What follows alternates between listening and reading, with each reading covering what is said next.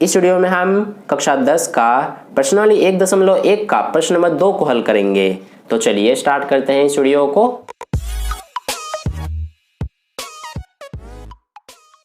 तो देखिए dear students, प्रश्न नंबर 2 में हमसे क्या कहा गया है कि दर्शाइए कि कोई भी धनात्मक विषम पूर्णांक 6q+1 या 6q+3 या 6q+5 के रूप का होता है जहां q कोई पूर्णांक है।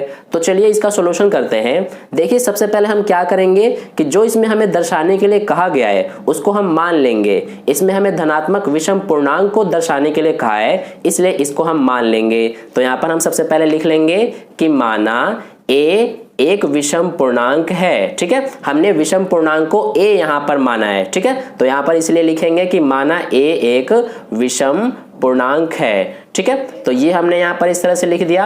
अब देखिए ये हमने यहाँ पर विषम पूर्णांक को a मान लिया। इसके अलावा हम क्या करेंगे कि जो इसमें हमारा 6 दिया गया है 6 को हम b मान लेंगे, क्योंकि हमें कहा गया है कि जो धनात्मक विषम पूर्णांक है ये 6q+1 या 6q+3 या 6q+5 के रूप का होता है, ये हमें दर्शाने के लिए कहा गया है। इसलिए जो इसमें हमारा 6 दिया गया है उसको हम b मान लेंगे। ठीक है, तो इस तरह से ये हो गया। अब देखिए जैसे कि हमने पिछले वीडियो में पढ़ा हुआ है कि जो हमारा यूक्लिड विभाजन प्रमेय का होता है उसके अनुसार हमारा a बराबर b गुणा q प्लस r होता है।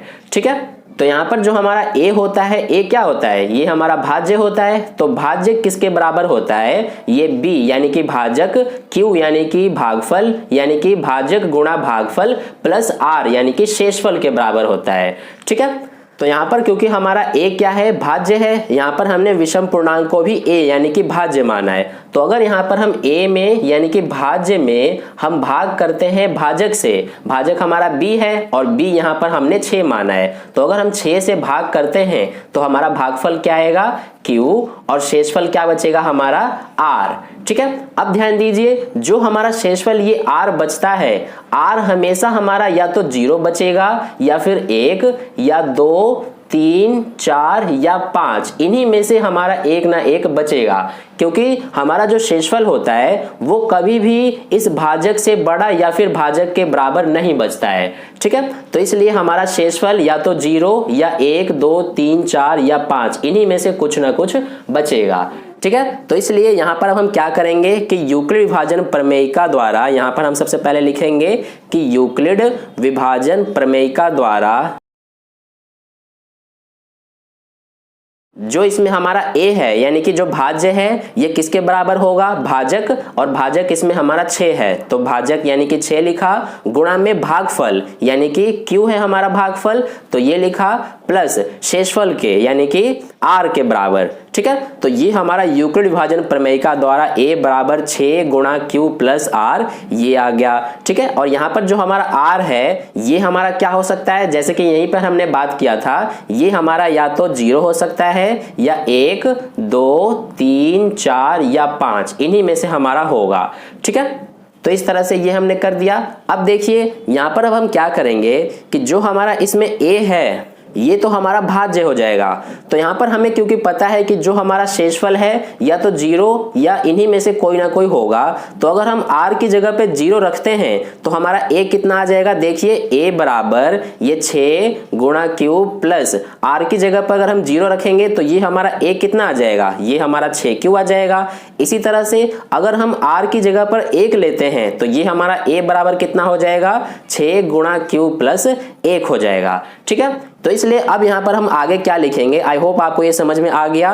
तो यहाँ पर हम लिखेंगे कि जो हमारा a है ये किस किस रूप में हो सकता है, यहाँ पर हम इसको अब लिखेंगे। तो यहाँ पर लिखा हमने कि a संख्याओं 6q के रूप में हो सकता है, या फिर 6q प्लस 1 के रूप का हो सकता है, या फिर 6q प्लस 2 के रूप का हो सकता है, क्योंकि r की जगह पर अगर हम 2 रखेंगे तो इस रूप का होगा, या फिर ये हमारा 6q प्लस 3 के रूप का हो सकता है, या फिर 6q प्लस 4 के रूप का भी हो सकता है, या फिर ये हमारा 6q प्लस 5 के रूप का हो सकता है। तो यहाँ पर हम इसको लिख लेंगे कि 6q प्लस 5 के रूप का हो सकता है। ठीक है, तो ये हमने इस तरह से लिख दिया है। अब देखिए आगे इसको अब हम समझते हैं। जैसा कि हमें पता है कि जो हमारा ये a है, a को हमने एक विषम पूर्णांक माना है, तो यहाँ पर सबसे पहले हम लिखेंगे कि क्योंकि a हमारा क्या है, एक विषम पूर्णांक है। ठीक है, तो ये हमने लिखा कि क्योंकि हमारा a एक विषम पूर्णांक है, इसलिए यहाँ पर हमारा क्या होगा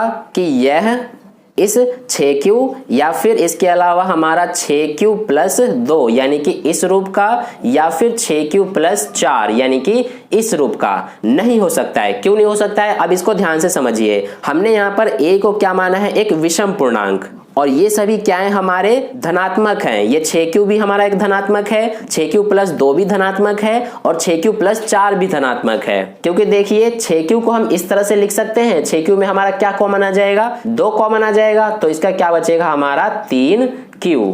इसी तरह से दूसरा वाला हमारा क्या है, 6q प्लस 2, इसमें हमारा क्या कॉमन आएगा, इसमें भी 2 कॉमन आ जाएगा, तो इसका क्या बचेगा 3q प्लस ये 1। ठीक है, इसी तरह से तीसरा है 6q प्लस 4, इसमें भी हमारा 2 कॉमन आ जाएगा, तो इसका बचेगा 3q प्लस इसका बचेगा 2।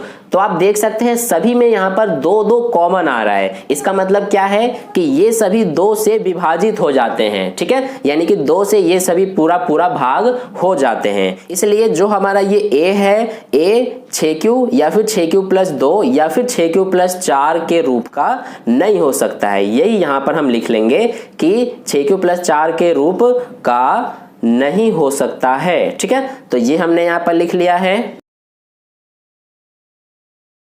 इसका रीजन भी यहाँ पर आप दे सकते हैं, क्योंकि तीनों ये जो है, ये और ये क्या है कि 2 से विभाजित होते हैं, इसलिए यहाँ पर हम लिख देंगे कि तीनों 2 से विभाजित होते हैं।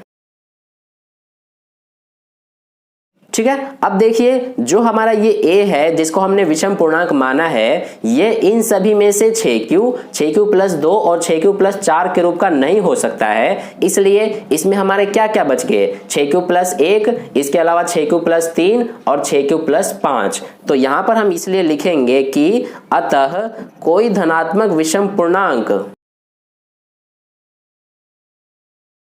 क्या होगा हमारा, या तो इस रूप का होगा यानी कि 6q प्लस 1 के रूप का, या फिर इस रूप का यानी कि 6q प्लस 3 के रूप का, या फिर इस 6q प्लस 5 के रूप का हो सकता है। तो इसलिए यहाँ पर हम लिख लेंगे कि 6q प्लस 5 के रूप का हो सकता है। ठीक है, तो यही चीज हमें यहाँ पर दर्शाना था और ये यहाँ पर हमने इस तरह से दर्शा दिया है। ठीक है, तो इस तरह से हमारा प्रश्न नंबर 2 का हल कंप्लीट हुआ। अगर आपने इसका स्क्रीनशॉट नहीं लिया है तो स्क्रीनशॉट ले सकते हैं वीडियो को पॉज करके।